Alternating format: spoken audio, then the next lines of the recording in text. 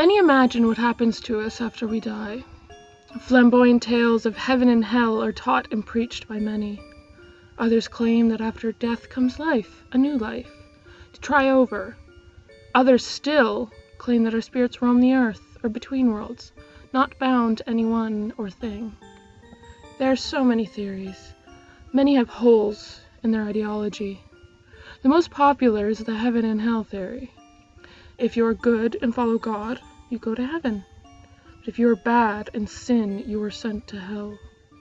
Hell is thought to be ruled by malevolent evil, known by many names: Satan, Lucifer, Prince of Darkness. However, devil is the most common.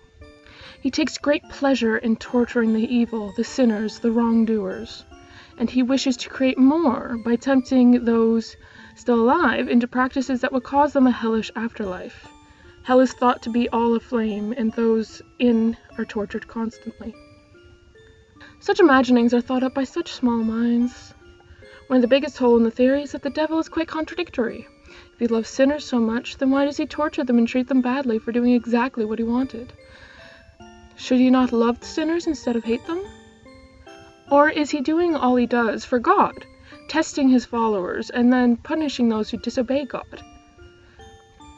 But these questions are brought about by small minds, though not nearly as small as those who have thought this up in the first place. For these minds scoff at the idea of this structured heaven and hell, but not for the right reason.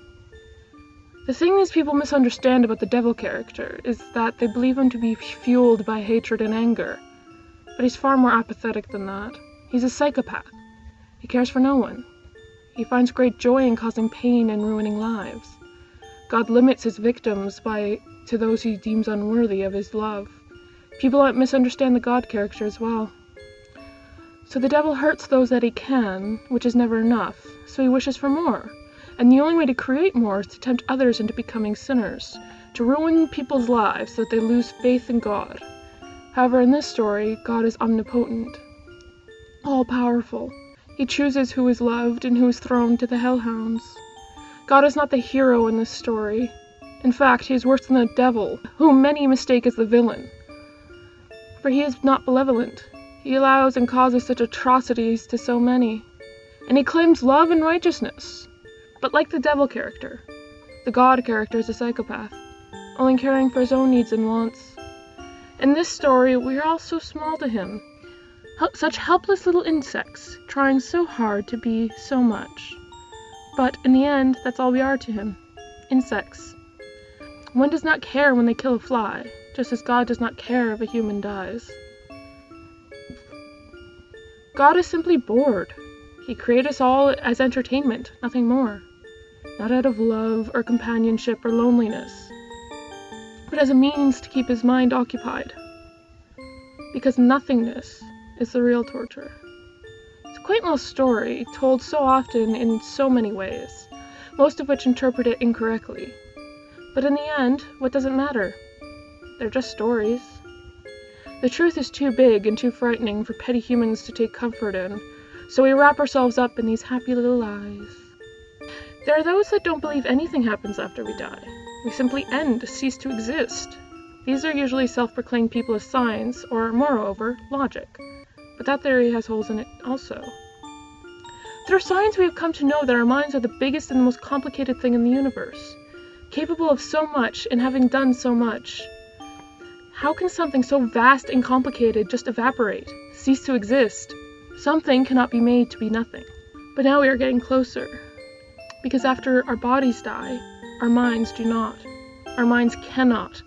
Our brains are dead, our bodies stiff and lifeless, but our minds live on. The body was just a means for channeling our minds and giving new experience for them to grow upon.